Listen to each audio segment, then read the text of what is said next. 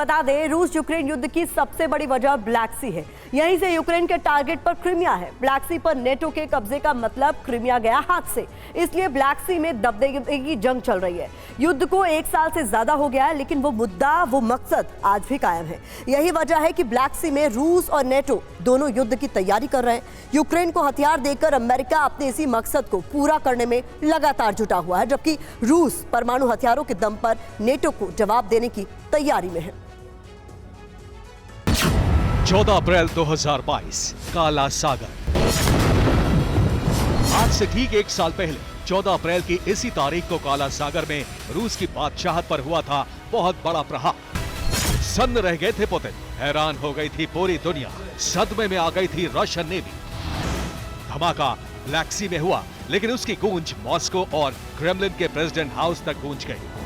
रूस जिस यूक्रेन को अदना सा देश समझ रहा था, उसी ने मिसाइल दागकर रूस के डिस्ट्रॉयर मॉस्को को डुबो दिया था।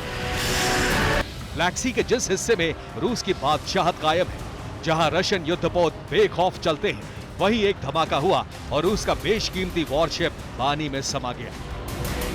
यूक्रेन रूस की जंग में पुतिन के लिए यह सबसे बड़ा झटका है, जिसे कभी भुलाया नहीं जा सकता। रूस को अपनी वॉरशिप गंवानी पड़ी, लेकिन दुनिया के लिए सबसे बड़ा सवाल था कि इतनी बड़ी और ताकतवर नेवी रखने वाला देश यूं जंग के मैदान में मात कैसे खा गया।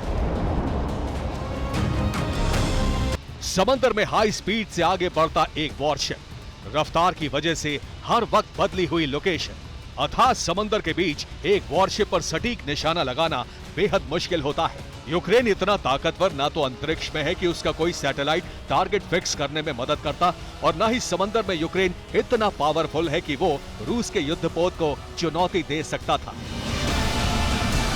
लेकिन फिर यूक्रेन ने अपनी जमीन के करीब मौजूद एक वॉरशिप पर सटीक निशाना लगाया। यूक्रेन की 2 मिसाइलों ने एक के बाद एक टारगेट को हिट किया। ये सब कैसे मुमकिन हुआ?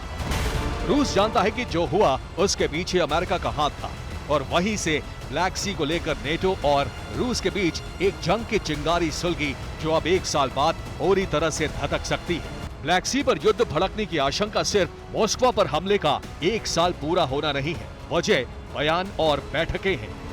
बुखारेस्ट में ब्लैक सी की सुरक्षा को लेकर समीक्षा हुई। यूक्रेन के विदेश मंत्री कुलेबा ने नेटो से गुहार लगाई, नेटो से ब्लैक सी में सुरक्षा की जिम्मेदारी लेने की अपील की। यूक्रेन की मांग का जवाब मॉस्को से भी दिया गया। क्रेमलिन प्रवक्ता दिमित्री पेस्कोव ने इसका विरोध किया। उन्होंने कहा, ब्लैक सी में नेटो का वर्चस्व कभी बर्दाश्त नहीं किया जाएगा। ब्लैक सी को लेकर जैसा माहौल 1 साल पहले बना था, इस बैठक से एक बार फिर वैसी ही गर्माहट है। रूस यूक्रेन युद्ध की शुरुआत की वजह भी ब्लैक सी को ही माना जाता है। यूक्रेन ने नेटो के युद्धाभ्यास की मेजबानी की थी, और यूक्रेन की वजह से ही नेटो और अमेरिकी सेना रूस के करीब पहुंची थी। यूक्रेन इस युद्धाभ्यास के बाद नेटो में शामिल होने का ख्वाब देख रहा था, तो दूसरी तरफ उसी युद्धाभ्यास के बाद पुतिन ने यूक्रेन पर हमले की तैयारी शुरू कर दी थी।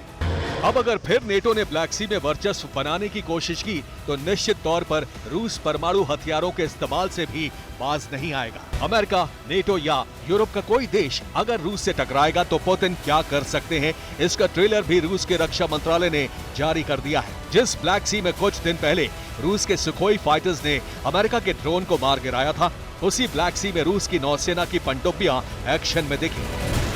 ब्लैक सी में पहली बार रूस ने अपने युद्धाभ्यास में पनडुब्बियों से Poseidon under water missile fire की है। ये रूस की वही मिसाइल है जिसके दम पर रूस की नौसेना सिर्फ 90 सेकंड में पूरे ब्रिटेन को समंदर में डुबोने की धमकी देती रही है। ब्लैक सी में नेटो ने भी सी शील्ड 2023 नाम का युद्धाभ्यास किया था। नेटो के इस युद्धाभ्यास में Romania, Moldova, Bulgaria, France, Greece, तुर्की, अल्बानिया, पोलैंड, पुर्तगाल के साथ ब्रिटेन और अमेरिका के सैनिकों ने भी हिस्सा लिया था। अप्रैल की शुरुआत होते ही एक बार फिर ब्लैक सी में नई हलचल है। पुतिन के ऑर्डर पर Russian navy 6 missile carriers, 2 submarine लेकर ब्लैक सी पहुंची थी। युद्ध की शुरुआत से ही यूक्रेन पर रूस का सबसे घातक हमला ब्लैक सी से ही हो रहा है। दावा तो यहां तक किया जा रहा है कि ब्लैक सी में रूस के करीब 70 से ज्यादा युद्धपोत तैनात हैं। इसके अलावा घातक रूसी सबमरीन्स ने भी ब्लैक सी में डेरा डाला हुआ है। मकसद साफ है, हर हाल में ब्लैक सी पर कब्जा। मगर क्यों, ये भी जान लीजिए।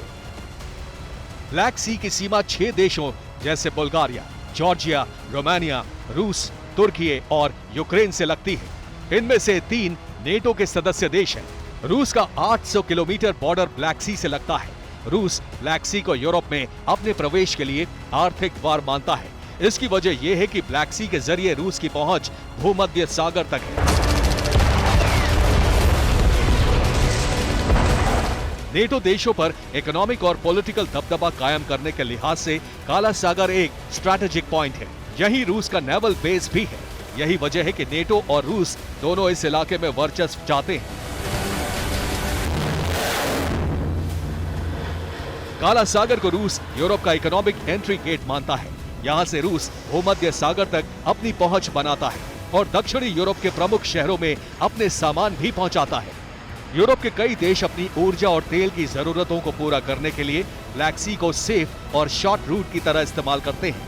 काला सागर में नेचुरल गैस और ऑयल का भंडार है, जिसे रूस कभी खोना नहीं चाहता।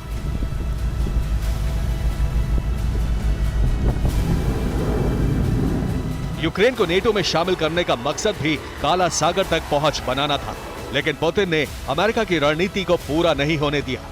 अब अमेरिका का ब्लैक सी प्लान अधर में है और जब भी इसे पूरा करने की कोशिश होगी, क्या होगा, यूक्रेन में पिछले 1 साल से देखा जा रहा है। Bureau report, TV9 Bharatvarsh.